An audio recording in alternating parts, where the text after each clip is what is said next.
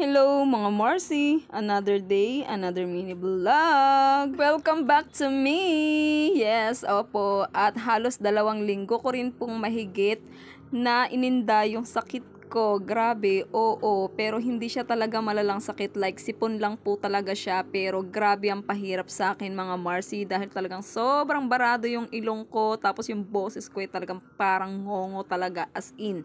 Kaya hindi po ako nakapag-voice over ng halos 2 linggo mahigit. At syempre, ito pong ibo-voice over ko, okay serye na naman po syempre. At itong ginagawa nga namin ni Mister, nilalabas nga po muna namin lahat ng mga ukay namin doon sa loob ng bahay. Ultimong for delivery at saka yung mga hindi ko pa napopost, hindi ko pa napipicturan, nilabas na nga lang po muna namin ni Mister. Gawa nga po nung sa loob, talagang nililinis nga namin dahil ito pong video na to, after pa po nung pagka-pour sleeve ko o pagkatapos po naming manggaling sa Pangasinan. Kaya naman po talagang natenggay yung mga kalat dito sa loob ng bahay. Kaya naman po ayan nga po yung ginagawa namin ni Mister. Nilalabas na nga po namin lahat para talagang malinis po namin yung sa loob. Pagkatapos nga po yung ginagamit kong sampayan, sayang po kasi yung space dyan sa may bandang gilid. Gawa nga po nung pinaka-support nung bakal. Kaya naman ayan, pinatanggal ko nga muna kay Papa Glenn para naman kako talagang magamit namin yung space ng sampayan. Sabi niya nga nung una sa akin, wag nga daw namin tatanggalin dahil gawa nga ng baka biglang bumigay nga yung bakal sa sobrang bigat nga ng mga ilalagay namin. Sabi ko naman, hindi naman din siguro talaga bibigay, gawa nga nung damit lang naman yung isasampay na amin doon. Yung mga sumunod nga na pangyayari, hindi ko na nga nabidyohan at ginabi na nga kami sa paglilinis.